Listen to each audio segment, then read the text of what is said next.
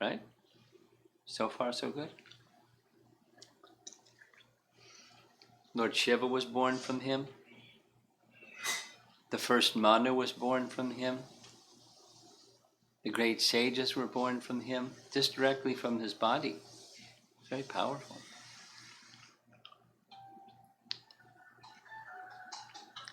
And we're going to be discussing about Brahma visiting Vrindavan. Have you visited Vrindavan? You don't remember? I think I Okay. Visited. Uh-huh. He visited twice, in fact. Huh? He visited twice. Twice? But you must have been very small. Yeah. How small? How old? You don't know. Dad knows. How old was he? It was 2 years. 2 years. First trip, and I think 4 or 5 years. 4 years in the second trip. How old are you now? He's 7. You're 7. I was going to guess 7. You look 7. Okay. Where's the little slide changer device?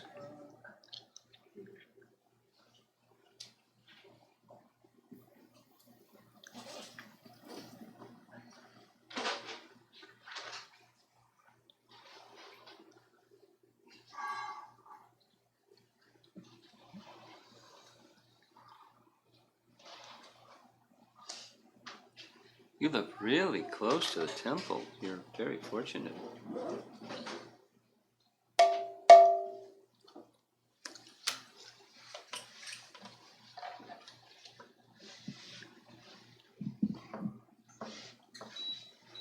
How old is your sister?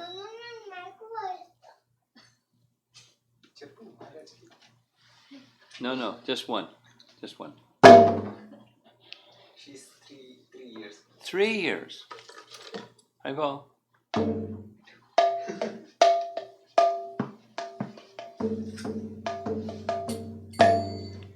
Jaya Radha Madhava Kunja Bihari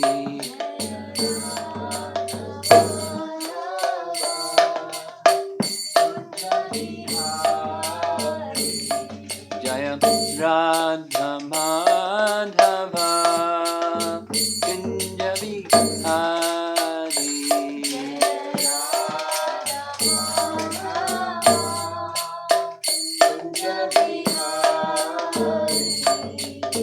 Gopi Jana Balabha Girivara Dhari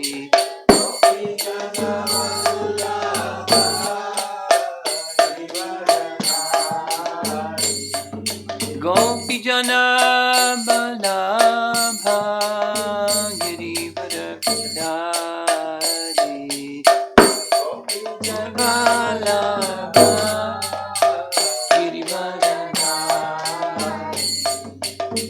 Jasodhanandana Braja Janardana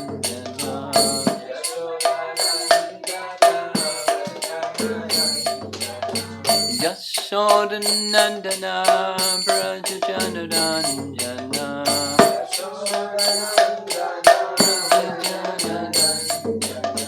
Jamuna Tiravanachadi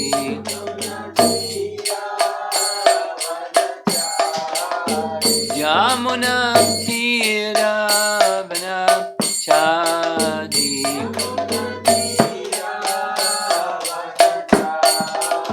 Jaya Radha Madhava Kunja Bihari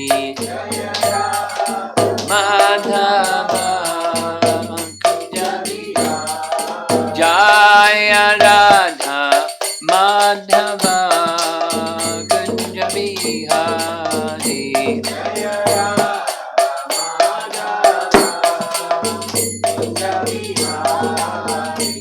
Gopi Jana Balabha Girivara Dhari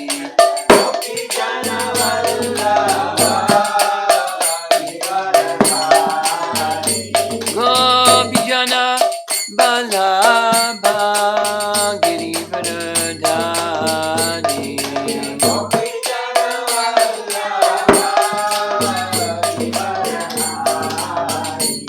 Jasodanandana Brajachandandana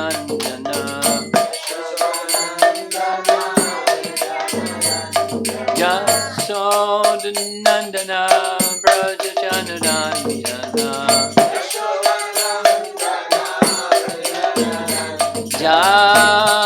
Jamunatira Vanachadi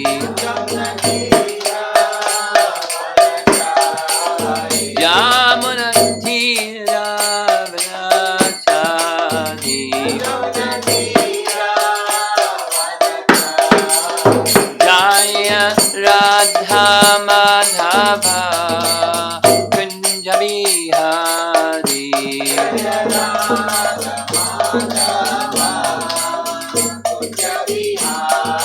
Jaya Radha Madhava Kunja Bihari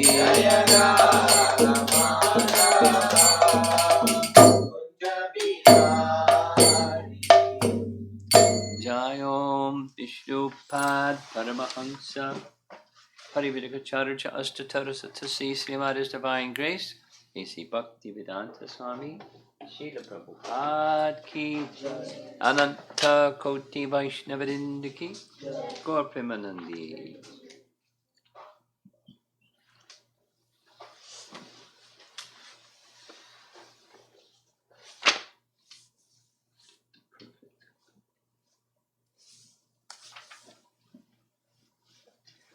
So we're continuing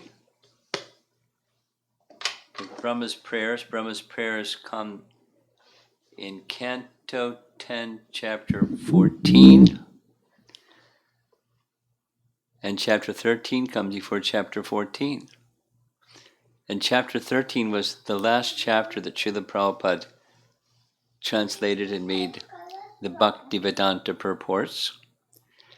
In that chapter, we find Brahma visiting Krishna in Vrindavan. And that very day that he visited Krishna in Vrindavan, he happened to witness one of Krishna's pastimes, the killing of the Aghasura demon. And after the Aghasura demon was killed, the cowherd boys went to have their lunch, and Brahma was very puzzled. He couldn't understand how great was Krishna. He wanted to understand how great was Krishna by a trick. And the trick was he took the cowherd boys and calves, put them in a cave, and he wanted to see what Krishna would do. What Krishna did was he showed him his unlimited opulences. There's details, we'll show a picture in just a moment. And after seeing simultaneously the cow, we're going to hear some more about what he saw this evening. He saw all the cowherd boys and calves simultaneously in the cave and manifested in front of him, and then each of the calves and cowherd boys simultaneously manifested forms of Narayan, and simultaneously all the unlimited opulences of Narayan for each one, calling out very loudly in prayers of glorification of the Supreme Lord. And then we're going to hear they also then showed unlimited universes, and then poof, it was all gone, it was just Krishna. So Brahma understood all of what he just saw was Krishna's manifesting all those things and opulences and forms and personalities just out of his own potency, and then he withdrew that potency. So he understood now the opulences of Krishna are unlimited. He's the source of everything. Not that he didn't know that. He was in that state of bewilderment by Krishna's arrangement, and then the curtain was drawn back, then you could see Krishna as he is, and then he offers prayers. So that's chapter 14 is his offering prayers. So this is, as it says here, this is a little review. The first 8 prayers say many things, but the essence of it is he asserts the superiority of bhakti, and the process of Gyan is never going to be able to understand the unlimited and the eternal spiritual form of Krishna. So he rejects Gyan, which is something like what he was trying to do before, and accepts and submits fully to the bhakti process. Then the next section, it's 9 through 12, he offers profuse apology, and part of his requesting apology is then in the verses that we covered just yesterday, text 13 through 15. So here's a little slower view of 13 through 15. Brahma, as we see in this painting here, Brahma was born directly from the body of Narayana or Garbhodakshay Vishnu. In this case, Narayana is also used interchangeably with Garbhodakshay Vishnu. Since he came from Narayana's navel, that stem, according to the commentary, says the stem itself and the lotus itself was one of Vishnu's limbs. Just like as you see in the painting, Vishnu has 4 arms, and he also has a lotus flower coming from his body. The reference is 1.3.3 from Bhagavatam, that's also one of his limbs. It's a spiritual protrusion from his body. So he then presents this idea, since I was born directly from your body, you are my mother, and since you, Krishna, are the same as Narayan, Narayan is your expansion, you're my father. And since you're both my father and my mother, please excuse my bad activity. The mother with the child in the womb of the mother, when the child in the womb of the mother kicks, she doesn't feel ill feelings towards the child in her womb, because children in the wombs will kick. So similarly, I'm like that. I'm just this ignorant, foolish, misguided person. Please forgive me. So it's a part of his appeal for forgiveness. We read all these verses. This is a painting of Krishnadas Kaviraj, writing Chaitanya Charitamrita. And he explains these verses, 13 through 15, which we covered yesterday, in Adi Leela chapter 2. And here's a little summary that he draws from those 3 verses. Krishna is the original Narayana, and you're my father. And Brahma said, whoa, wait a minute. You're the original living being, and I'm just a little boy, so how can you say I'm your father? Please consider what you're saying here. Brahma says, it's true. I'll prove it. Here's 3 proofs. Krishna, you are the ayana, or the refuge, of all naras, or the aggregate of all living entities. Since you are their refuge, you are the original Narayana. And next, because the Purusha avatars, you are the source of them, and you, Krishna, sustain and support as well as invest potencies in the Purushas, and those Purushas give shelter to all living beings. You're the original Narayan. And here's the 3rd proof. Krishna oversees the wanderings of all living entities, because another meaning of this word ayana is overseeing wanderings.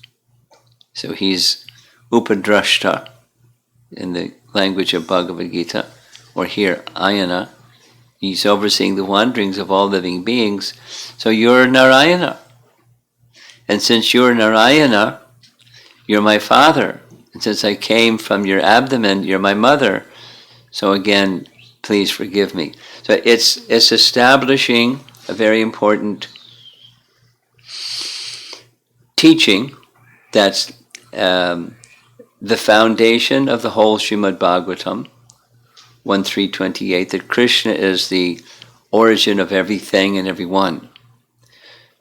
That's his realization that he gained from seeing this wonderful vision in chapter 13. He's born on this lotus that has a stem, and below the stem you see the splashing of the waves at the bottom.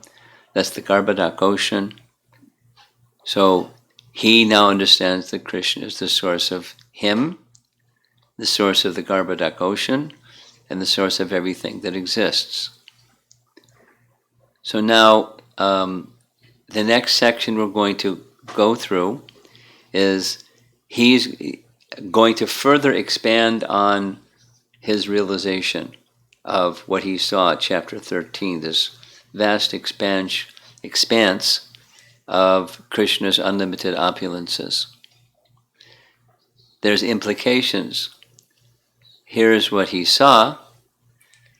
There's this Krishna sitting there, and surrounding Krishna are the cowherd boys you see in the background.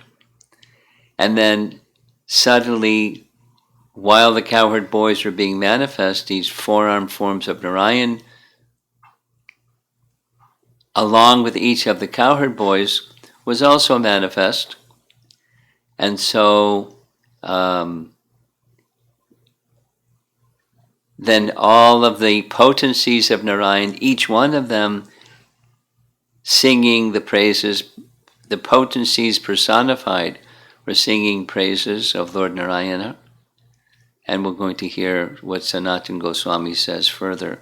And then all of a sudden, all of those entities which were manifested directly from Krishna, poof, they just disappeared. And that left Brahma before Krishna just bewildered. And so hopefully the sound system is going to work, because this does require sound. See?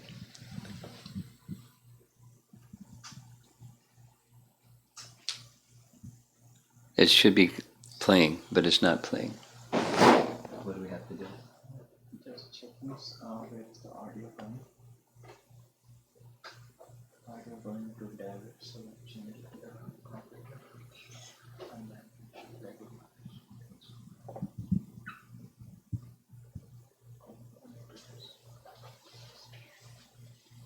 Start the slide and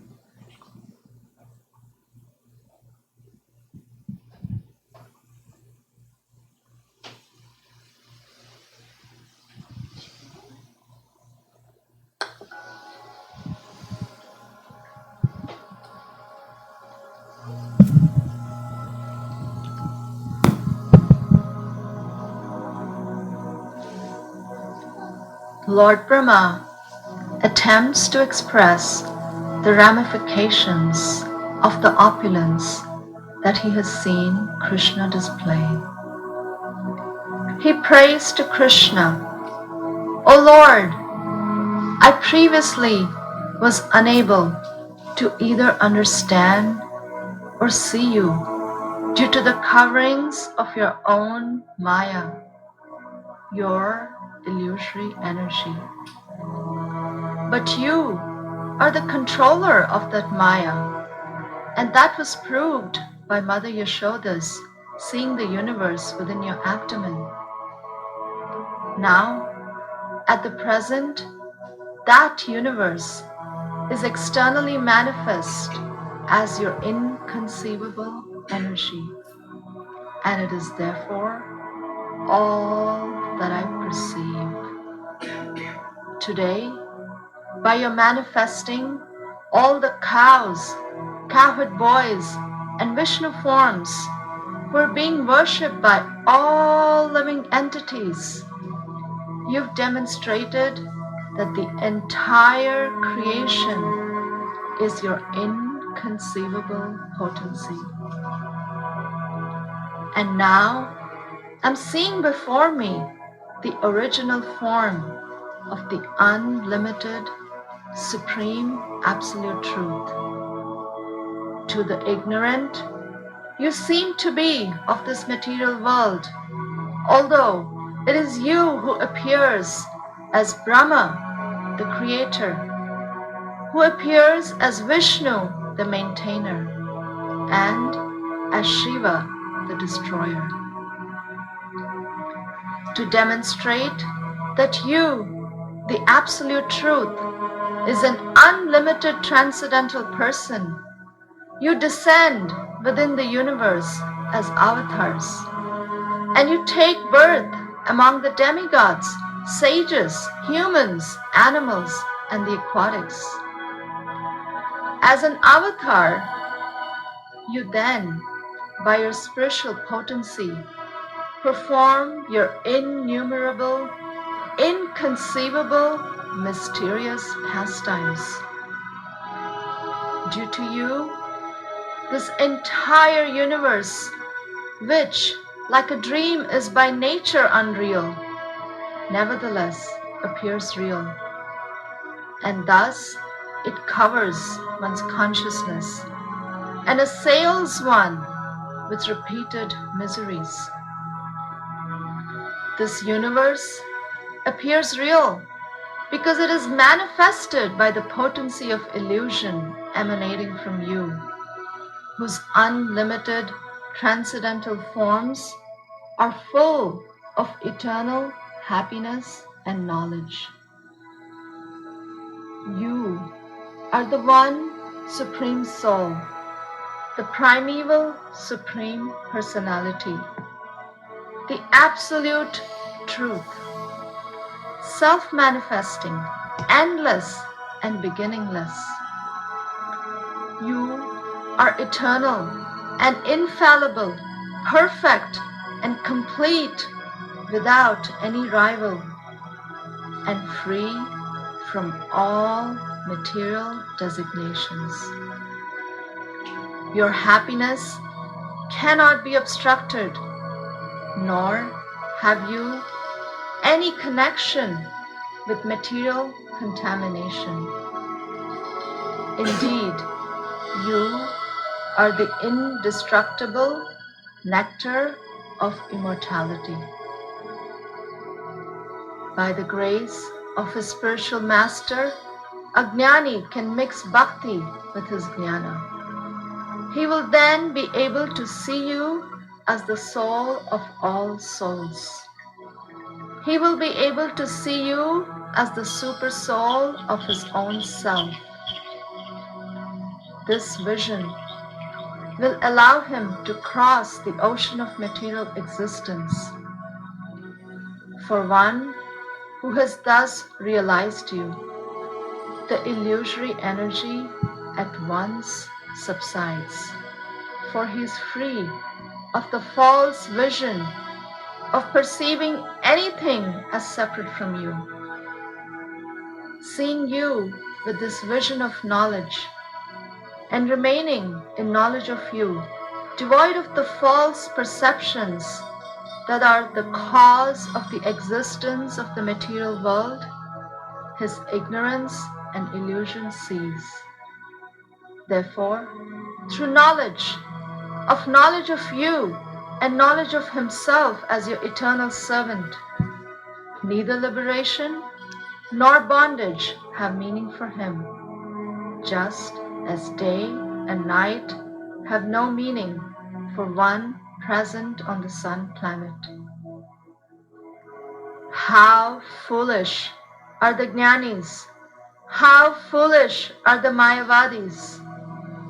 They are fools because they consider your form as a manifestation of illusion. How foolish are the conditioned souls! Regardless of how intelligent they think themselves as being, they all perceive themselves as their bodies, and they thus fail to see their self as part of you. They're all fools because they reject you, and in so doing, they search for the Supreme Soul outside of your Supreme Personality. How foolish are all of these so-called learned men.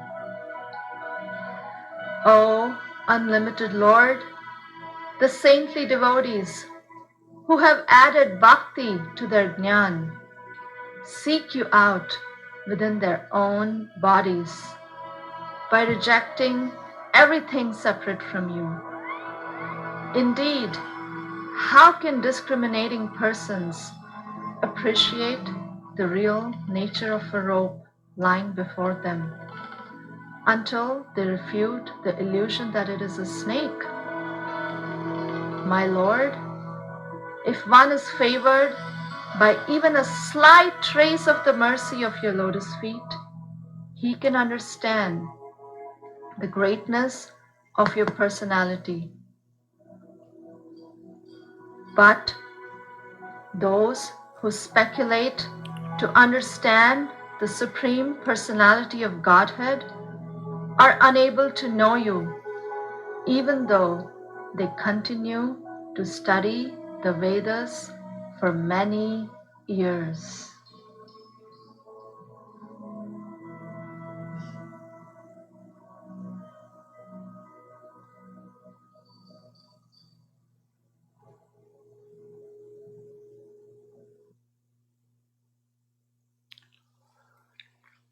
So that's a summary from verse 15 through verse 29.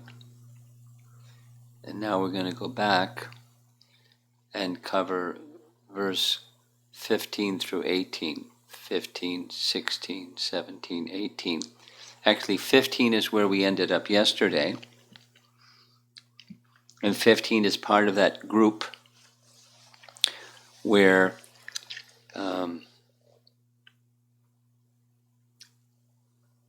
Krishnadas Kaviraj Goswami unpacks the explanation where Brahma is speaking about Krishna, this little boy, little cowherd boy, and he's the original, Brahma's original living being, that this little boy is his father, and Brahma's saying, Brahma, wait a minute, I'm a little boy. And you're the oldest person in the universe. How is it that I'm your father? So he gives his proofs. And now he's going to explain further the theme, as you heard, and will continue as we're going along. But there's a theme about what's reality and what's illusion. Because within that image, that the vision that Krishna gave to Brahma, there's both reality and illusion. There's the material creation, and then there's the spiritual reality that is the foundation of the creation. There's cowherd boys that are jivas with bodies, and then when they're kidnapped, Krishna manifests cowherd boys that are fully spiritual, Satchitananda Vigraha cowherd boys, spiritual forms that are actually Krishna but looking like the cowherd boys, and calves that are actually Krishna but looking like calves. But it's Krishna, it's Krishna's mystic potency or spiritual potency manifesting in spiritual form. And then that, so, etc. All the rest of what he displayed is Krishna's spiritual potency that knows no limit. Krishna knows no limit, and Krishna's potency, non-different than him, no no limit. And he can expand and he can withdraw just by his willing. Anything, everything. Both of the spiritual and the material realm. So there's this, it's philosophy, and some people don't like philosophy, they like stories. But it's stories are resting upon philosophy. So what's real? That's a nice question. What's false, what's true, what's false? What's reality and what's illusion? And the short, we'll go through these 16, 17, 18, but the short of it is, in one sentence, we will not understand Krishna except through bhakti. And through bhakti we can realize that Krishna, the absolute truth, the source of everything, has unlimited and inconceivable potencies, and by his will he can expand them or extend them, he can maintain them, he can withdraw them. He can do with his potencies whatever he likes, simply according to his will. Simply according to his will. No constraint on Krishna. So then comes, he's the source of everything and can extend and withdraw his potencies. Then comes the next question that goes throughout this whole series. What's reality and what's illusion? So in this first verse, text number 16, there's an important term that extends throughout the whole rest, and that is, one of Krishna's qualities is Maya Dhamana, like Kaliya Dhamana, the subduer. He's the subduer of Maya, Maya Dhamana. So here's the translation of 16. We're just going to discuss 3 verses. My dear Lord, in this incarnation you have proved that you are the supreme controller of Maya, Maya Dhamana. Although you are now within this universe, the whole universal creation is within your transcendental body, like Mahavishnu. Within Mahavishnu, the whole universal creation is there. And within Garbhodakshay Vishnu, the everything of this universe is within Garbhodakshay Vishnu. And it comes out from his navel as a lotus and Brahma, and then the whole construction of the universe comes from Brahma, but it's within the stem of that lotus. So he's within the universe, and the whole universe is within inside him. That's a contradiction, right? A fact you demonstrated by exhibiting the universe within your abdomen before your mother Yashoda. So this is chapter 14. And chapter 8 of Canto 10 is Mother Jasoda looking inside Krishna's mouth and seeing the universe within Krishna's mouth, along with seeing Yasoda looking inside Krishna's mouth, within Krishna's mouth. So just say it again. This topic is a profound topic. It's not an easy to grasp topic. What's real and what's illusion? So Krishna is the master of illusion. He is Maya Dhamana. He's the subduer of Maya. So he's the master of Maya, like Maya Jakshena Prakriti, Bhagavad Gita. He oversees Prakriti. He's in charge of it. It doesn't move without his sanction. So when Krishna manifests these universes, are they real or are they illusion or Maya? And in one sense, you stand out in the middle of traffic and you get squished, so it's like real. Or it's winter out in Chicago and it's cold out, you go out without a jacket on and it's cold out. We feel, the sense perception is it's real. And on the other hand, that which seems to be real, we'll play the video again, this little recording. It seems to be real, but actually that's a potency of Krishna that makes it seem to be real, like it feels cold, or you feel squished by an automobile when you get hit by a car. Feel pain. Seems to be real, but it's not real in the absolute sense. The perception of it is that it's real. So it's a philosophical topic. There's more to say, but we'll just read. And then there's this situation of the universe that's around us, in which Krishna appeared in this universe. And then there's the universe that's within Krishna, that Mother Yasoda saw, and further. Here's the BBT purport.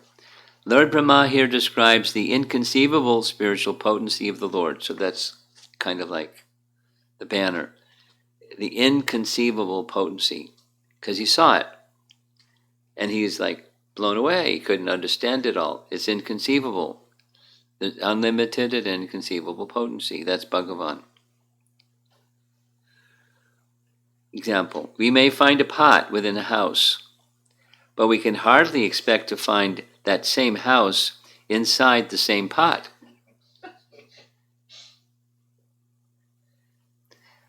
By the Lord's spiritual potency, however, he can appear within this universe and simultaneously exhibit all the universes, plural, within his body. One may argue that since the universes seen by Mother Yashoda within Lord Krishna's abdomen were within the Lord's body, they are different from the material universes manifest externally. Here, Lord Brahma refutes that argument. Lord Krishna's Maya Damana, he's the subduer or supreme controller of illusion. By the Lord's own supreme mystic potency, he can bewilder even illusion herself. And thus, the Lord actually exhibited all the material universes within his body. This is Mayatvam, or the supreme bewildering potency of the Supreme Personality of Godhead. So, question. This is a Bhagavad Gita quiz question. But I didn't state the question. You've already got the answer? Would you like to know what the question? Do you know what the? No. You're going to answer my question.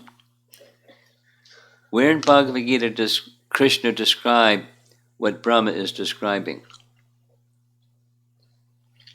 Where does Krishna describe what Brahma is describing? This mystic potency. Does that sound familiar? Yogam Aishvaryam, 9th chapter.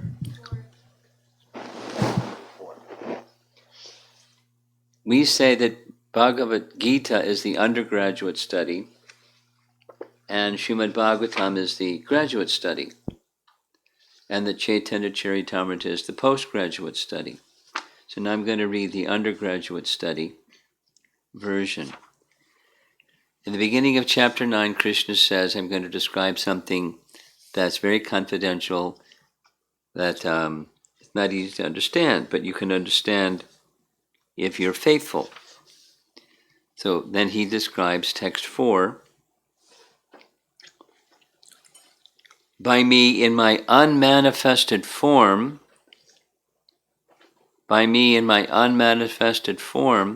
this entire universe is pervaded. All beings are in me. All beings are in me, but I am not in them.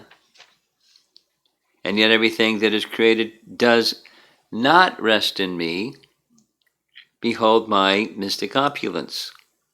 Pasha me yogam aishrayam, same as what's over here. Although I'm the maintainer of all living entities, and although I am everywhere, I'm not a part of this cosmic manifestation, for myself is the very source of creation. This is the simultaneous oneness and difference of Krishna with all things.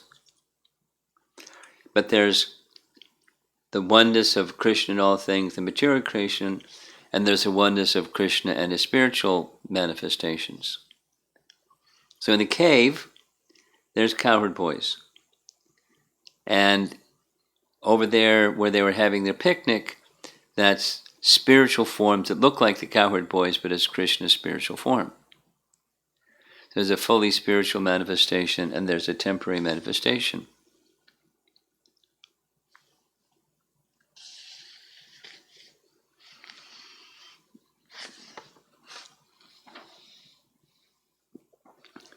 Sanatana Goswami explains that so his reference is made to Brahma is making reference to an earlier chapter or earlier pastime of Krishna, Mother Jasoda looking inside Krishna's mouth. That this whole discussion by our acharyas is that which she saw in his mouth real or not? And if you say it's not, then what does it say about the universe in which Krishna is within? Is that real or not? Maybe some people want to say one is real, the other's not real. Some people want to say, the one that he manifested in her mouth is real and this one isn't real. Some people want to say they're both not real. Some people want to say they're both real. And there's like this dispute about what's real.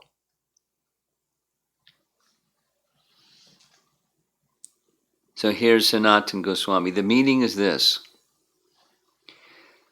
Though Mother Jasoda experienced worlds inside Krishna as real, on not seeing it, so after Krishna closed his mouth, and so later she's contemplating what happened, it seemed false, like a dream, or a magician's trick,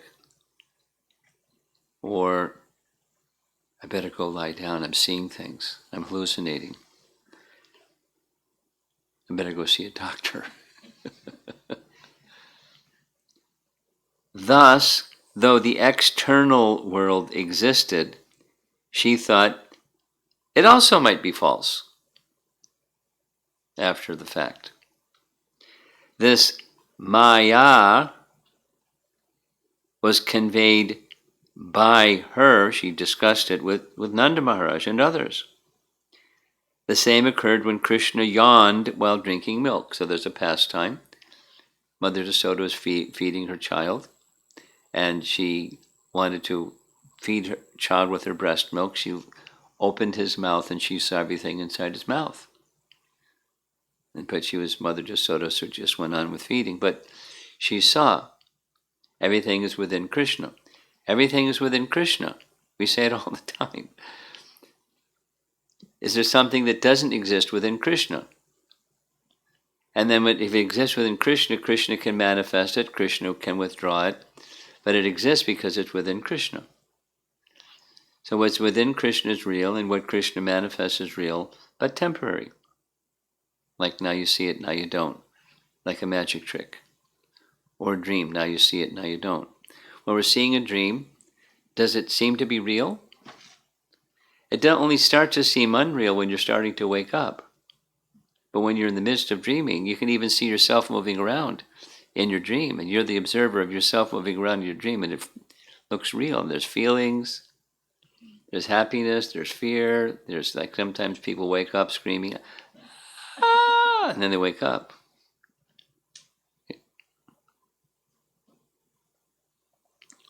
Because Brahma was omniscient,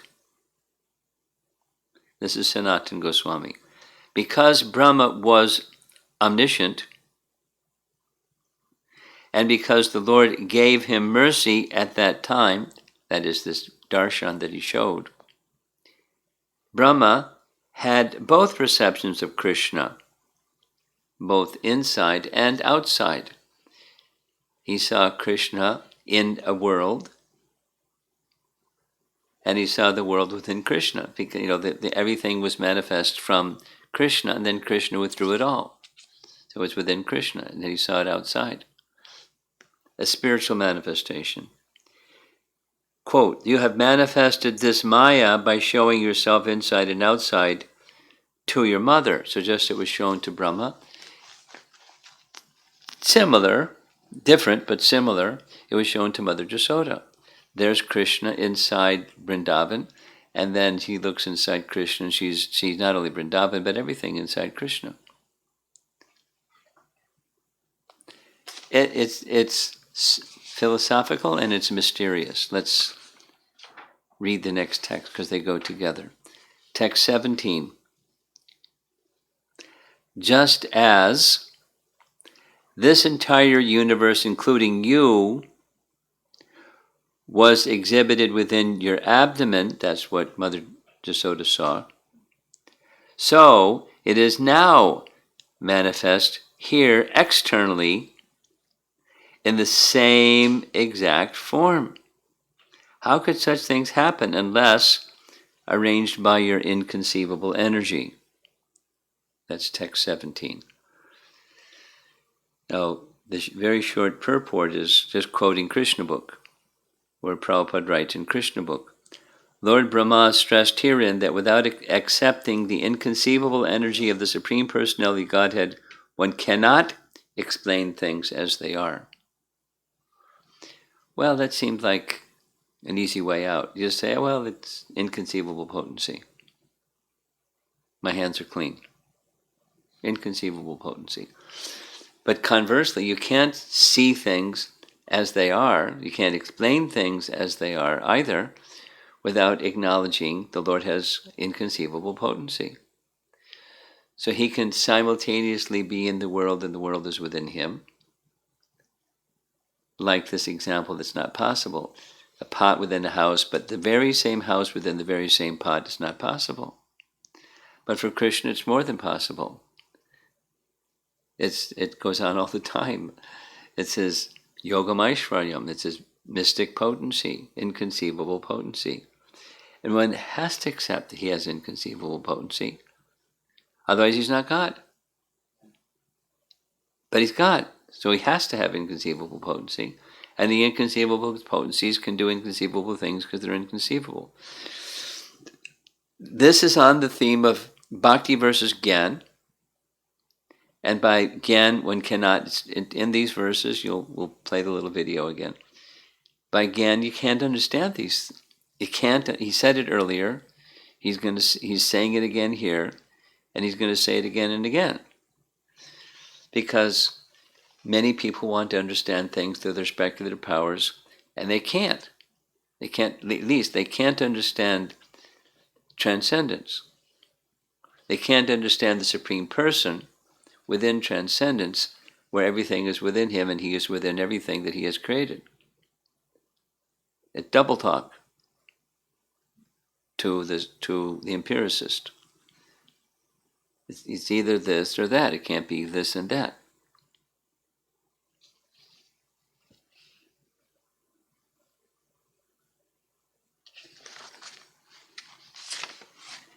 Here is Vishwanath's commentary. Whoops, I'm going to read text 18. Text 18. There's pages and pages of very profound philosophical explanation, which I'm not going into because it's too challenging to have everybody capture it. Here's text 18. Brahma says, have you not shown me today, that vision that he showed him, that both you yourself and everything within this creation are manifestations of your inconceivable potency? First, you appeared alone, and then you manifested yourself as all of Vrindavan's calves and cowherd boys, your friends. Next, you appeared as an equal number of four-handed Vishnu forms who were worshipped by all living beings, including me. And after that, you appeared as an equal number of complete universes. Finally, you have now returned to your unlimited form as the Supreme Absolute Truth, one without a second. Short purport from the BBT book publication. As stated in the Vedic literature, we hear this one all the time, Sarvam Kalvidam Brahma. Everything that exists is an expansion of the Supreme Personality of Godhead. Thus, everything is ultimately part and parcel of the Lord's spiritual existence. This is the oneness. By Lord Krishna's causeless mercy, Lord Brahma personally experienced that all existence, being the potency of God, is not different from him. And then it's different from him too, at the same time. Mysterious. Here's Vishwanath's commentary, and we're almost done. The universe you displayed within your belly, that's to Mother Jasoda, and the universe displayed outside that you showed to your mother, and all the unlimited universes passing in and out of the pores of your Karnadakshayi form, that was in the first 8 verses, all are produced by your material energy and are therefore designated as Mayaka. This I have already understood, but today I realize the existence of thousands upon thousands of spiritual universes formed through your inconceivable, powerful Swarup Shakti. What object exists independent of you in the thousands of universes that you have shown to me today? To say negatively, there isn't anything outside of Krishna's potencies, spiritual or material. Everything is his. It's of him, or it wouldn't exist. There is nothing, for everything is emanating from you. You have shown to me not the material nature of the thousands of universes, but their spiritual basis. How? First you were alone. Then by your Swarup Shakti you expanded as all the cowherd boys and calves of Vraja. Then by Yoga Maya you covered all the cowherd boys and calves and revealed the countless four-handed forms composed of your Swarup Shakti. What types of forms were these? These forms were worshipped by all conscious entities, from the blades of grass to all the Brahmas. Then you became all the universes of all the countless Brahmas. Then Yogamaya, by your desire, covered all this and revealed the one form, Advayam, of the pure, perfect Brahman, with immeasurable, incomparable beauty. For my benefit, you remain uncovered before my eyes through the potency of Yogamaya. Far out, huh? Brahma got some special, he's especially qualified. So he got some special darshan.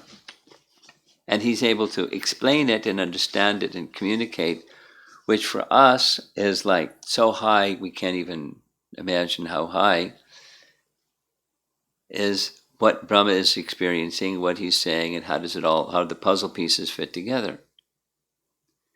Here's Sanatana Goswami on this text 18 purport. Did you not show me today the Maya of the material world, different from you, seen with great variety,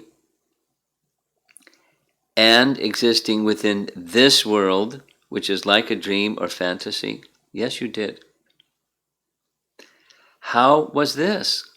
You were first alone, then you were with the cowherd boys and calves. That was not false. What was you was all unlimited. Thus the boys and calves, though limited by differentiation, were unlimited. They were Krishna appearing like the cows and, or the calves and cowherd boys. And Brahma said, so I don't know how what we would understand if we had that experience. Probably wouldn't have the experience because we wouldn't know how to comprehend it. But Brahma is comprehending it and is explaining what he has comprehended. First, it was just overwhelmed with awe and veneration, and now his bhakti is allowing him to sort it all out and explain to Krishna. It's really, he's explaining for our benefit. So here's the topic once again. What's illusion and what's reality? And there's spiritual reality, and there's material reality, or something that looks like reality, but it's temporary, and therefore not absolutely real. But it's of Krishna, so it's his potency. It's not non-existent or Jagat Mithya. It's not false. It's not what it appears to be, but it's not false. So here's a chair. And it exists. We can sit on it or put our books on it or all kinds of other things. It exists, but it's temporary. And then there's chairness, or there's chairs that exist in an eternal realm.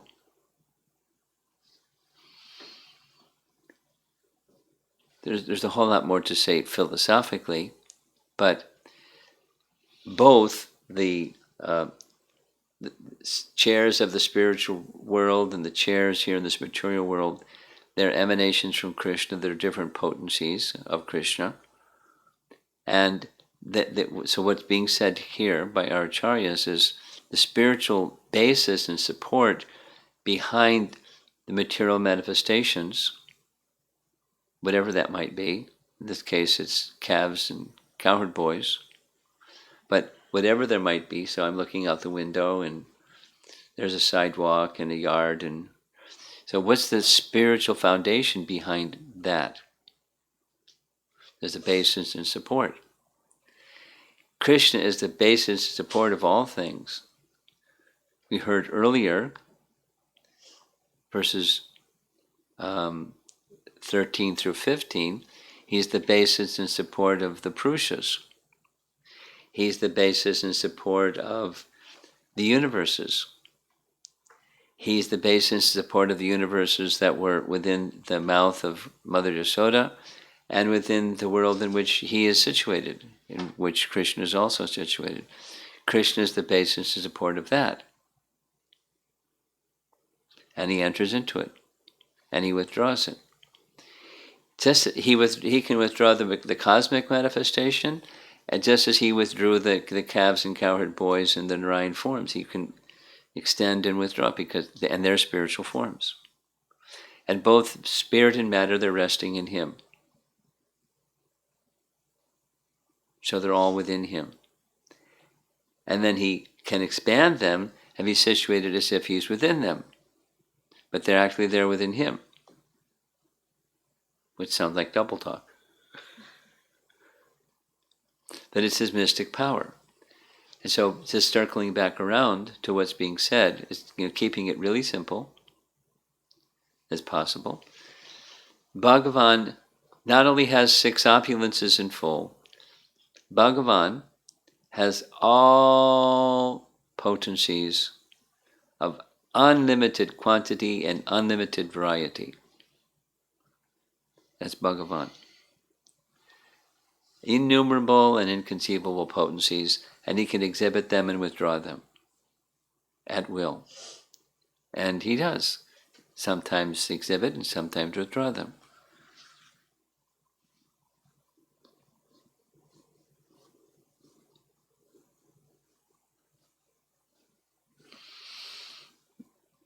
like with Mother Yasoda. He exhibited within his mouth, within his body, not just one universe. The language here is many, all the universes. She saw everything within his mouth, because everything is within Krishna. And then it went away. She couldn't see it anymore. So he can exhibit and withdraw everything, and withdraw the everything is by his will. Then there are spiritual forms that aren't withdrawn. They may be concealed by Yogamaya and then revealed by Yogamaya. By Krishna's Yogamaya potency appears, he performs pastimes, and he withdraws himself. And his appearance isn't material, and his disappearance isn't material. There's different potencies of the material universes, and this, as is being described here, the spiritual basis of those material universes. Material universes are resting upon, their basis and support of them is the spiritual reality. Krishna is that spiritual reality in his various potencies. This is Sambandha Gyan. It's an understanding of the relationship of all things with the source of emanation. That's Sambandha Gyan. And to have a proper understanding is inspirational. Let's say, I'll end with this. The whole of Sankhya, which is this is Canto 10. The whole of Sankhya, which is Canto 3 in the Bhagavatam, leads to meditation, leads to pure devotional service. It's not just a philosophy, it's just kind of hanging out there somewhere, and somebody likes philosophy, so they study Sankhya philosophy, and it's just a philosophy. And not just a philosophy. When properly understood, it leads to dhyan, and with dhyan it leads to bhakti. Of course, with the right association. Bhakti doesn't begin on its own. It begins in right association. But with the right association, it leads to devotional service. So, similarly, studying this, our acharyas are not going to go waste their time on something that's just dry philosophy. It's an inspiration to understand the object of shelter, Krishna. Brahma is very enlivened. And hearing from Brahma, the original preceptor of our sampradaya, it can be also very enlivening for us. Like, how wonderful is Krishna? Like we're discussing in the morning Bhagavatam class. The chapter is different. The principle is quite similar. How wonderful is Krishna, who is the basis and support of everything. Everything rests upon him. And understanding that, what does Bhagavad Gita say? When you understand that, what do? There's only one thing to do. You engage in devotional service. Undivided devotional service. Aham sarvasya prabhavo matak sarvam pavartate iti matva bhajante mam. Now I want to say one other thing. And what Brahma is saying, and what the commentators are adding to what Brahma is saying, is an expansion of the first of the 4 Chaturshloki verses of Srimad Bhagavatam. The Chaturshloki verses of the Bhagavatam begin, Canto 2, Chapter 9, Text 33, Aham evasam evagre, which means, that the simplified meaning, before creation I alone exist, during cosmic manifestation I alone exist, after cosmic annihilation I alone exist. Which means the cosmic manifestation is Krishna. It's in the sense that it's a potency of Krishna being manifest by the potent. And not the table is Krishna. and the tree is Krishna, and the sidewalk is Krishna, because everything was Krishna. That's not what it means. It's the potency of Krishna is forever connected to Krishna. Or as it's said here, there's not something outside of Krishna.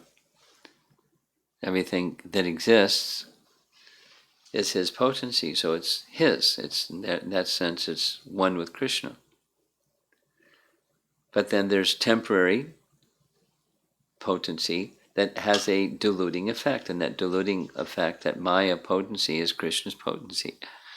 And he can extend it and he can withdraw it, like everything else, all of his potencies. So he withdrew the Maya, and we're going to hear. We'll do it again. This little summary. I like little summary because it's makes everything very simple and clear. But he said, Brahma says, deluded by your illusory potency, I didn't see you. I couldn't understand you properly. Now I understand you properly. And how does one understand things properly? It's right in the text. Text 27 of this section. It's by even a small amount of mercy from the personality of Godhead through the agency of his devotee, then one can understand. So he's understanding what he couldn't understand before. Through the medium of bhakti, the curtain was drawn back.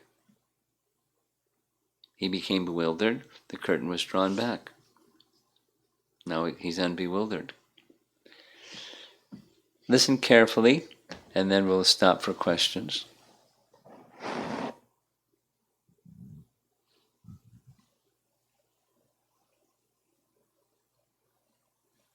Are you okay? Yeah, fine.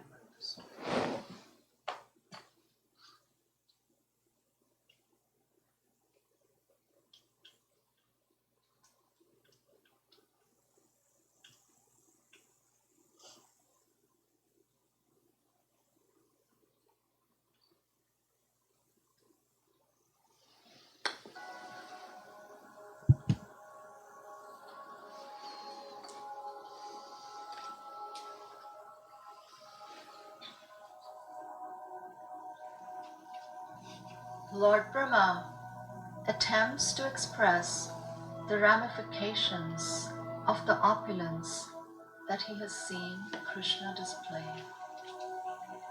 He prays to Krishna, O Lord, I previously was unable to either understand or see you due to the coverings of your own Maya, your illusory energy.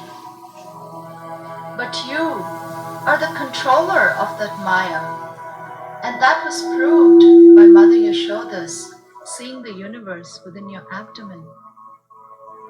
Now, at the present, that universe is externally manifest as your inconceivable energy, and it is therefore all that I perceive.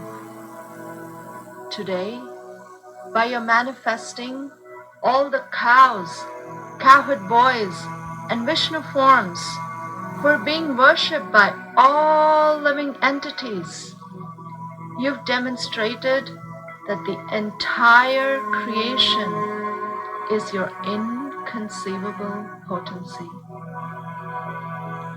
And now I'm seeing before me the original form of the unlimited, supreme, absolute truth.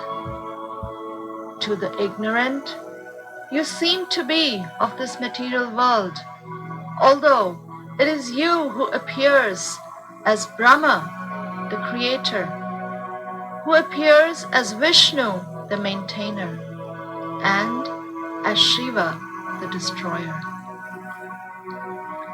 To demonstrate that you, the absolute truth, is an unlimited transcendental person, you descend within the universe as avatars, and you take birth among the demigods, sages, humans, animals, and the aquatics. As an avatar, you then, by your spiritual potency, perform your innumerable, inconceivable, mysterious pastimes. Due to you, this entire universe, which, like a dream, is by nature unreal, nevertheless appears real, and thus it covers one's consciousness and assails one with repeated miseries. This universe appears real because it is manifested by the potency of illusion emanating from you, whose unlimited transcendental forms are full of eternal happiness and knowledge. You are the one Supreme Soul, the primeval Supreme Personality, the Absolute Truth, self-manifesting, endless and beginningless. You are eternal and infallible, perfect and complete, without any rival, and free from all material designations. Your happiness cannot be obstructed, nor have you any connection with material contamination. Indeed, you are the indestructible nectar of immortality. By the grace of his spiritual master, a jnani can mix bhakti with his jnana. He will then be able to see you as the soul of all souls. He will be able to see you as the super soul of his own self. This vision will allow him to cross the ocean of material existence. For one who has thus realized you, the illusory energy at once subsides, for he is free of the false vision of perceiving anything as separate from you. Seeing you with this vision of knowledge and remaining in knowledge of you, devoid of the false perceptions that are the cause of the existence of the material world, his ignorance and illusion cease. Therefore, through knowledge of you and knowledge of himself as your eternal servant, neither liberation nor bondage have meaning for him, just as day and night have no meaning for one present on the sun planet. How foolish are the jnanis! How foolish are the mayavadis! They're fools because they consider your form as a manifestation of illusion. How foolish are the conditioned souls! Regardless of how intelligent they think themselves as being, they all perceive themselves as their bodies, and they thus fail to see their self as part of you. They're all fools because they reject you, and in so doing, they search for the Supreme Soul outside of your Supreme Personality. How foolish are all of these so-called learned men. O unlimited Lord, the saintly devotees who have added bhakti to their jnana seek you out within their own bodies by rejecting everything separate from you. Indeed, how can discriminating persons appreciate the real nature of a rope lying before them until they refute the illusion that it is a snake? My Lord, if one is favored by even a slight trace of the mercy of your lotus feet, he can understand the greatness of your personality. But those who speculate to understand the Supreme Personality of Godhead are unable to know you, even though they continue to study the Vedas for many years.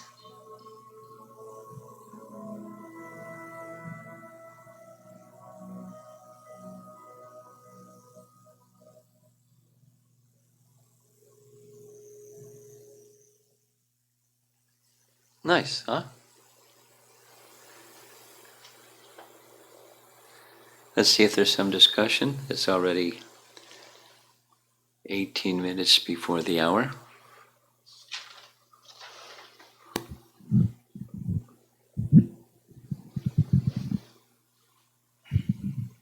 Hare Krishna Maharaj.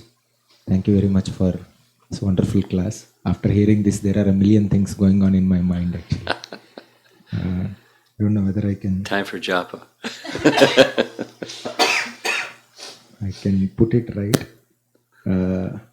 We many times, hear that Krishna cannot be understood by jnana. Here Brahma is also confirming that. Yes. And he can be understood only by bhakti. Then how can we perceive Krishna as an objective truth? Because many times we have this understanding that the process of bhakti itself is subjective in one sense. Like Krishna also says that yathamam prapajyante, that it depends on how a person approaches Krishna.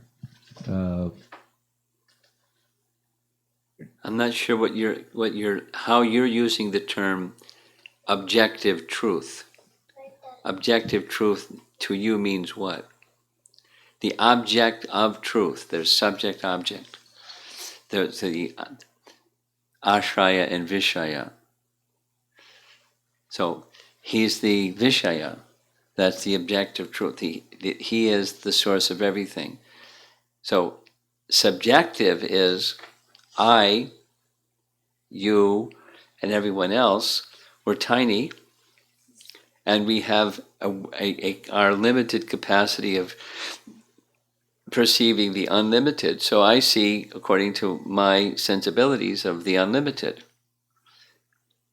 So that's the subjective part, because I'm tiny and a person, and so I'm going to perceive according to my. That doesn't change the object. The object is the source of everything. So my little understanding, Brahma's understanding is, and our understandings are subjective, but the object isn't subjective. The object is the source of everything. Does that address your question or no? Yes, Maharaj, it addresses, but it is something like now, Prabhupada is the Acharya for our movement. Okay. We are understanding Krishna according to Prabhupada's understanding. Well, he gives Siddhanta, but my understanding of my relationship with Krishna is going to be personal or subjective, but it doesn't change the Siddhanta. There is not one source of everything. And that one source of everything is the Supreme Person. And his name is Krishna. And he has different expansions, and so that doesn't change person to person. My experience of that is going to be a little different than another person's experience. That's the subjective part. But the Siddhanta doesn't change because I'm a person. And I'm an individual that's very tiny. So when we preach, when we go out and preach, is it the Siddhanta that is what we are giving people and allowing them to experience Krishna according to that? Well, yes, but I'd like to modify that statement. We when we go out to preach, we want to make our best effort to understand the individual, their nature, their inclinations, their capacities. So like say, when I got here, I started speaking with your son. And I'm going to speak with your son a little different than I'm going to speak with you, because it's a different audience. But the Siddhanta doesn't change, but it's customized person to person to person. their capacity, their nature, their maturity, their age, their everything. It's not easy to quickly understand what somebody's. So you have some. So what we're doing is we're being an instrument of Krishna. Behind us is Krishna, and there's we use this word again, Siddhanta, the tattvas that are given by our founder Acharya through the agency of scripture. And we're customizing it according to the audience, what they might want to be able to accept and understand. And you may say less, you may say more, you may say it this way, you may say it that way. But you're guided by your faith in the Siddhanta that's come to you from the founder Acharya. You're an instrument, according to capacity. Thank you, Maharaj. One point which really struck me was this world is real, but it is not as real as like how we see it. It is, that is what kept me thinking so much. Actually, we are not seeing the reality, although it is real and temporary. Yeah, that's right. Thank you. Okay.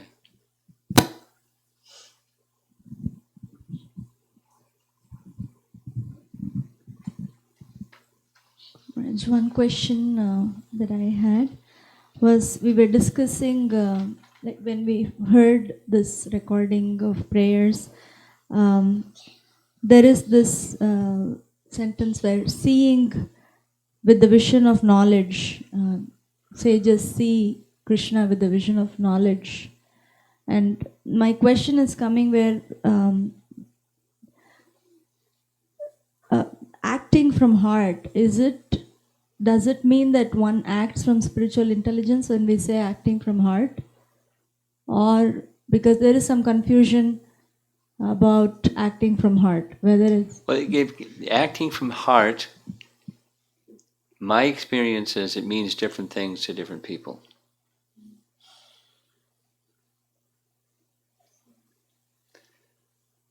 So I guess it would depend on which persons you're speaking to, what it means.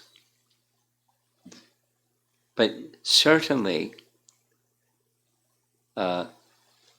acting and knowledge and the realization that one receives, the realization implies, my understanding is, realization implies that it's a reciprocation. Realization is a reciprocation from Krishna. And even the realization may be limited, not unlimited, not complete, absolutely complete and perfect. But some realization that's a reciprocation from Krishna, especially if it's confirmed by scripture that realization is from Krishna. And that touches the heart. Krishna revealed this, so you feel some Krishna connection. But what you understand in the moment that you didn't understand in the previous moment, that realization, or the acting and knowledge and getting some realization, it can be very modestly from the heart.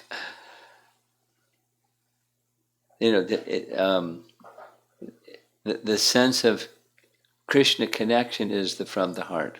So the Krishna's feeling, Krishna's kindness, and the Krishna connection through the medium of that realization, that's from the heart. What you feel in your relationship with Krishna, that's from the heart.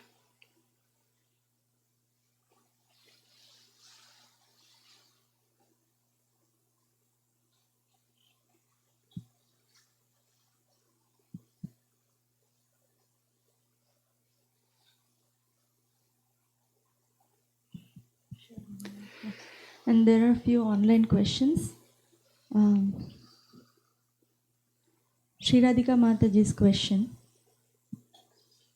Go ahead. Is it a correct understanding that when a devotee like Arjuna or Maharaj Parikshit is covered by illusion, it is the covering of Yoga Maya and Yes. is directly arranged by Krishna? Yes. Whereas while holding Lord Brahma in absolute respect, we understand that he was covered by Lord Krishna's external energy. Is that his illusion was not arranged by Krishna himself?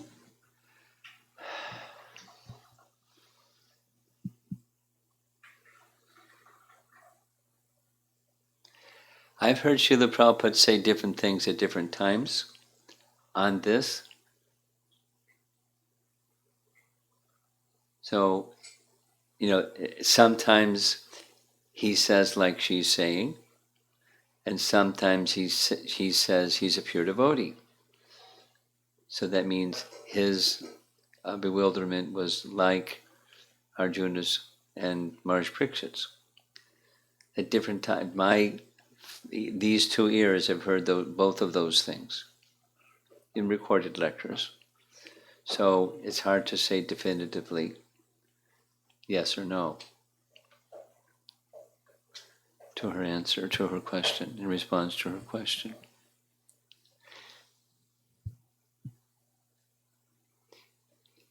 I mean, the most recent one I heard Prabhupada give this answer was in Los Angeles, Chapter 2 Bhagavad Gita discussions. It was, the topic was Sthitta Pragya, and what are the symptoms of a Sthitta Pragya? And somebody asked this question about Brahma, when he became bewildered. And the answer that Prabhupada gave was like Arjuna and Maharaj Parikshit. He was acting the way that he acted to show us, even you're in a very elevated position, it's possible to become bewildered, but Krishna will correct. So like, Kshipram bhavati dharmatma, Krishna will correct. Or abhichet sudaracharo bhajate. So if Krishna is seeing Brahma the way that verse says Krishna sees his devotee who's always engaged in his devotional service, we would not say what Sri Radhika said. He's sadhu. Now,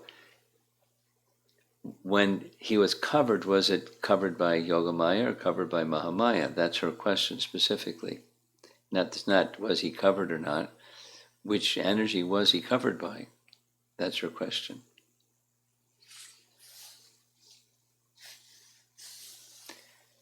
And this Sthitta Pragya conversation, Los Angeles, 1972 or something like that. He's a pure devotee. Means Yogamaya, not Mahamaya.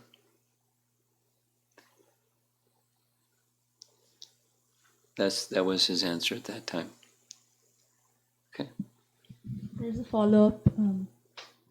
We also make embarrassing mistakes, like Lord Brahma did. His manner of addressing himself to his mistake is so exemplary in every which way. Yeah. Am I correct in my understanding that it takes a deep sense of security in our relationship with Krishna? Yes. And an intense desire to attain the perfection of life? Yes. To gain the courage to stand up to our embarrassing mistakes and keep going?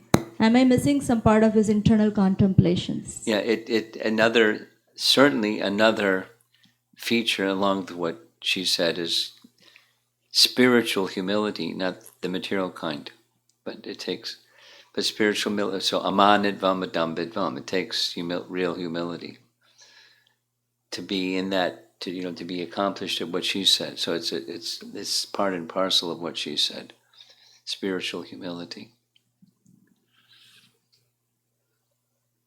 Chandana Mataji's question. In text 4, in chapter 9 Bhagavad Gita, how do we understand this verse? Because Krishna says, I'm not in them. Does that mean that he temporarily exhibits and withdraws? No. It's addressing the transcendental dimension or realm in which he resides. Not extend and withdraw. He's not in this material realm. He's not of the material realm. That's what it's indicating.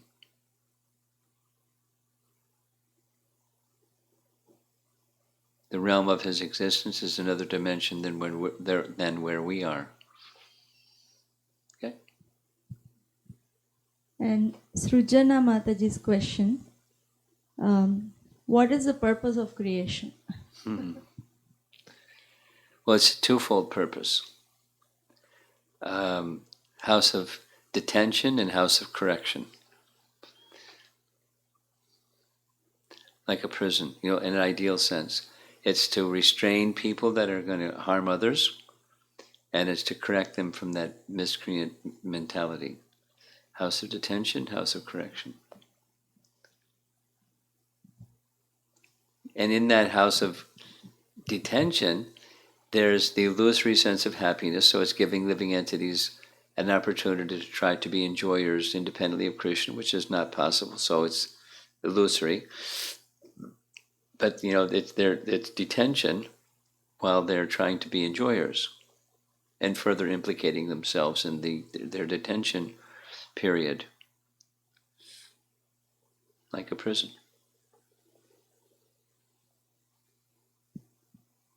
And this is from Keshav Kishore Prabhu from Mayapur. Often we say, this is Maya. But sometimes we say, this is Krishna's arrangement.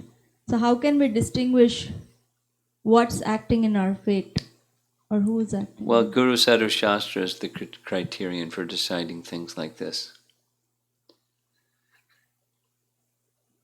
And unfortunately, we make decisions on the answer to his question based upon the mind, not necessarily Guru Sadhu Shastra. The mind leaning this way, and so mental inclination says whatever it says. The mind leaning that way, so it says whatever it says.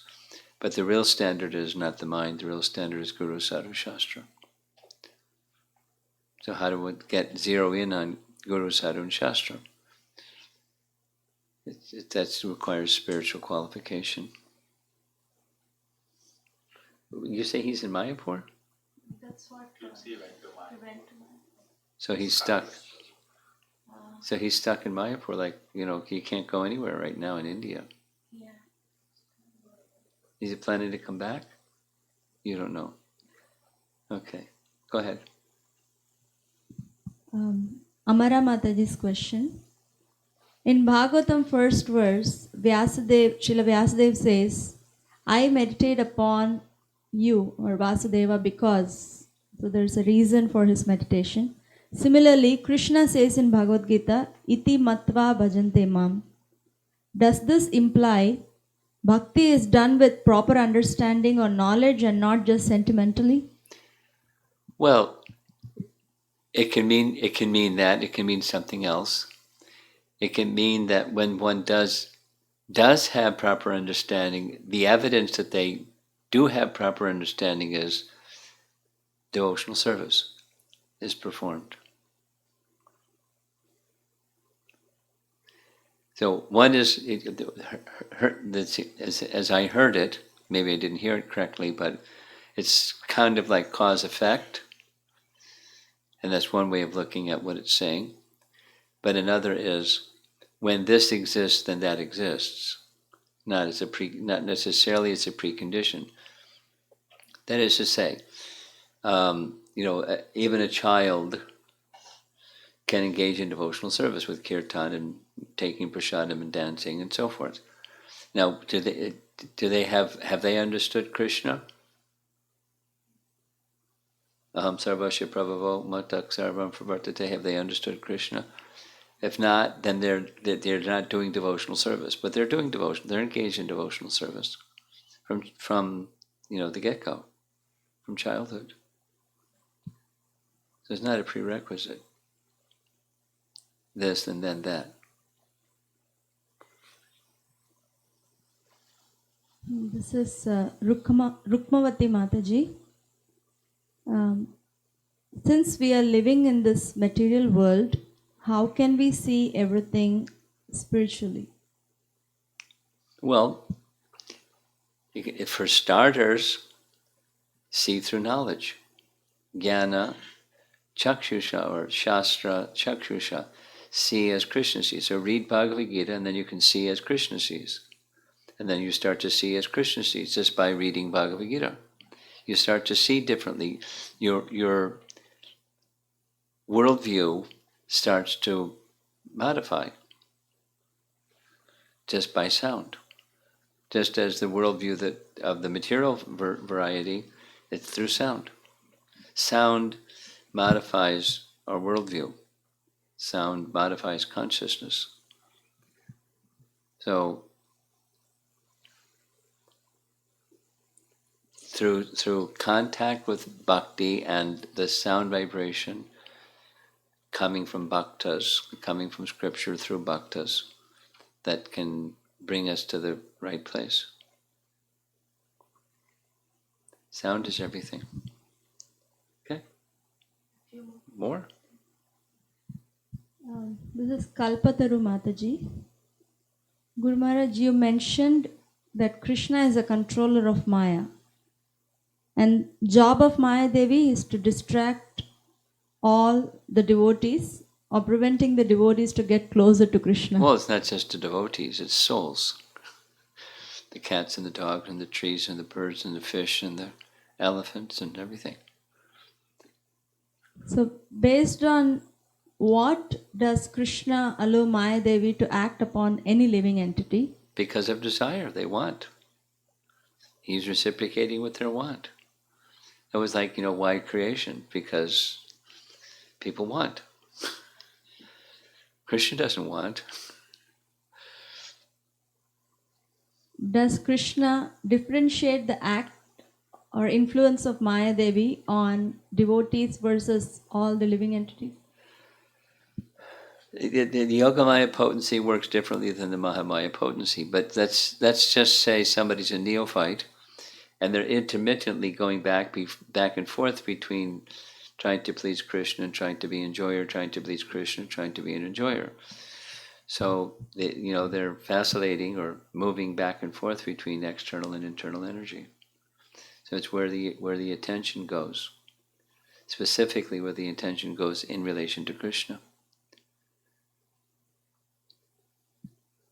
Then different potencies are going to be acting.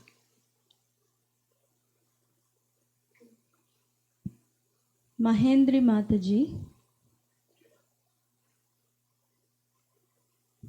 can you shed some light on the nature of illusion of this world? Wow. Is it real or not? How is it an illusion? Because there's existence that's not an illusion. So what aspect is illusion? Well, to understand what illusion is, commonly metaphors are given. Illusion is like a mirage. It's something. It's reflection of sun on sand. That's what it is. But it looks like water. The illusion is there's water. Now it's something, but it's not what it appears to be. The nature of Maya is something appears to be what it's not. Another example is a dream. And when we're having a dream, it certainly seems real. And then when you wake up, it's just a dream.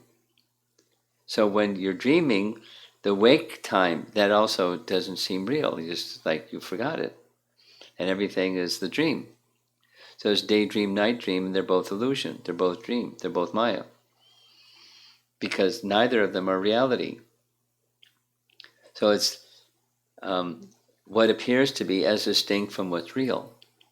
And that's exactly what the topic is in this whole section. The whole section. I mean, there are other things that are being spoken by Brahma, but it's a theme in this whole section. What's reality, what's illusion, what's Maya? I mean, in the commentaries it says, what was shown inside the mouth of Mother Jasoda be false? Because you're Maya Damana, You took away Maya from Aristasura and Bakasura and Putana. You took Maya away from them. So how can you can be under Maya, or that what was shown inside? So it wasn't what was shown to Mother Jasoda by Krishna wasn't Maya. What was shown to Brahma by Krishna wasn't Maya. It was his internal potency and his Sarup Shakti. But so Maya is something that looks to be real, but it's not. That's what Maya is. Illusory potency. Happiness that isn't. My identity that isn't. And so forth. That's what Maya is. It appears to be, but it's not. The rope and the snake example from this little, that's another classic. There is a rope, there is a snake, but if you see a rope that you think it's a snake, that's Maya. It's the illusory potency. It's not what it appears to be. You can go the other way. You can see a snake and think it's a rope. But if it's a snake, it's a snake. If it's a rope, it's a rope. And mistaking the identity as Maya.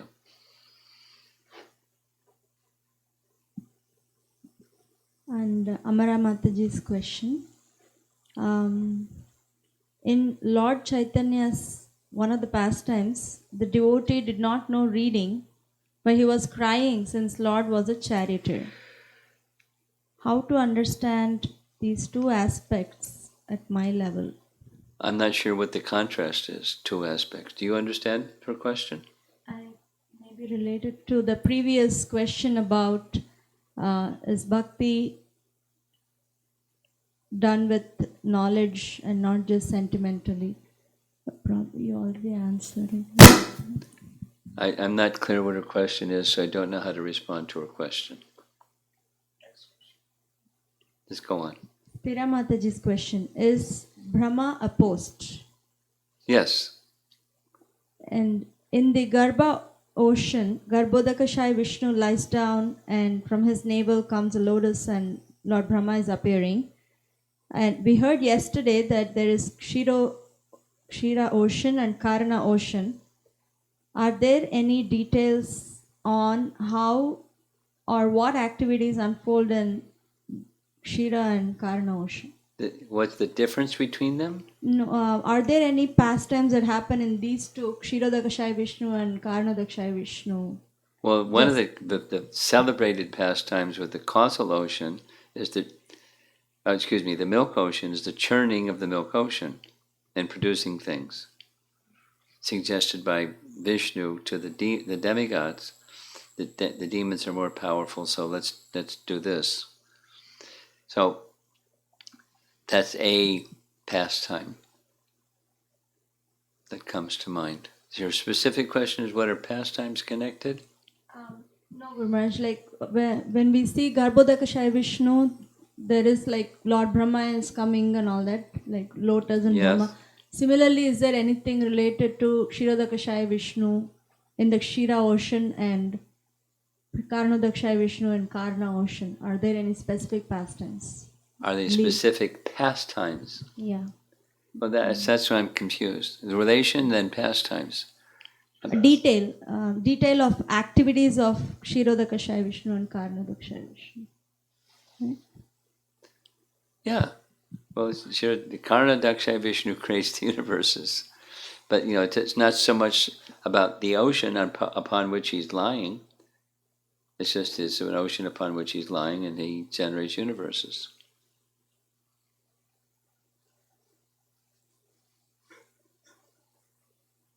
And Karna Daksha Vishnu, that's his abode.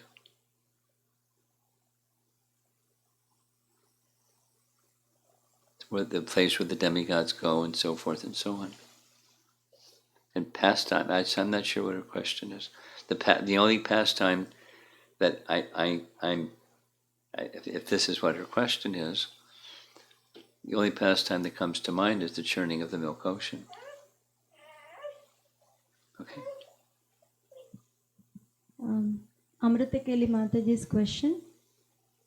When we hear such far out sections of the Shastra and have difficulty to decipher, should I just shut off my intelligence and think, how wonderful is Krishna? You not shut off your intelligence, but you continue to ponder and say, how wonderful is my Krishna. Or hear these discourses again and read the sections and again and try to understand. Maybe circle back around a year from now and maybe you'll understand better. Both, those are both. Hear it again, read it again, or wait a while and come back again. You got a question? Go ahead, take the microphone, go for it. I will be distracted while chanting, and please tell me the way how I could chant better and go back home, back to Godhead. That's a great question. Do you chant every day? You do, every day? How much do you chant every day? 2. 2 mantras or 2 rounds? 2 rounds. 2 rounds every day? You're only 7, right? You're 7? 7 years old?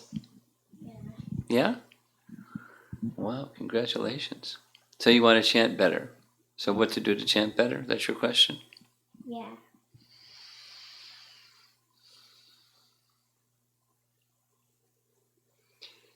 Well, there's many things one can do, but since I don't know you, I don't know which one might be most appropriate or comfortable for you.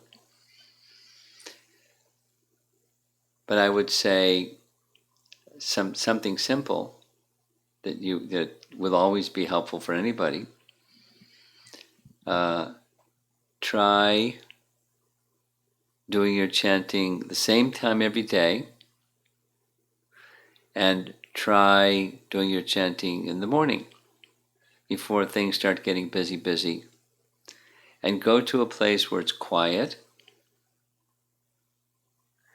and clean, and ideal is in the morning, early, before you start your day of doing things.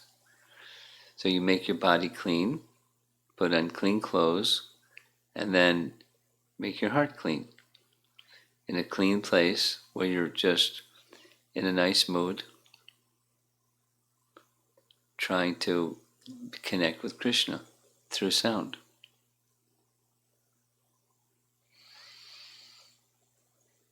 You're taking a sound bath. Is that nice? You like taking, when you take a bath in the morning, a shower or a bath, you feel refreshed, right? Yeah. So same inside, you'll feel refreshed inside. Like an inside bath through sound. And that sound, so they're responding to your question. That sound is Krishna. Krishna is so kind. You just call his name and he's there. If you need your father, he may be on the other side of the house or upstairs or something. It'll take a while. But Krishna doesn't take any time at all. He's immediately there. So you're with Krishna for 2 rounds worth every day. And so that's a meditation that will help you improve the quality, because it's very personal.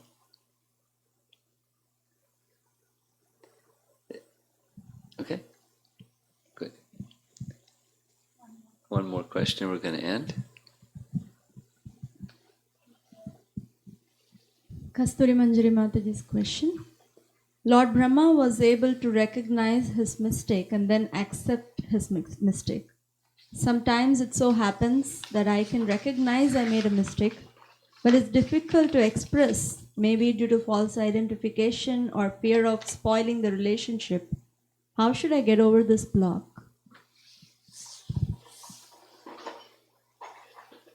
Well,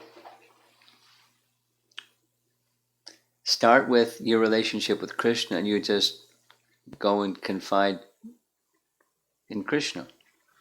This was my mistake, because he knows already, but you're just... Then another step is somebody that you trust, that's confidential, and you're just sharing. You're not like dumping your stuff on that person, you're just being transparent and honest. And in somebody that you know isn't going to judge you or control you or anything. So it's good to have some relationship like that somewhere. And then, just at least between you and Krishna and you, this person who, it's just, they don't have to be your chalkboard and you write everything on them, but when there's something that you feel it needed, you're getting a little,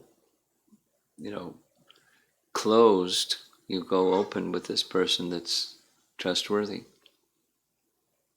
That's 2 suggestions.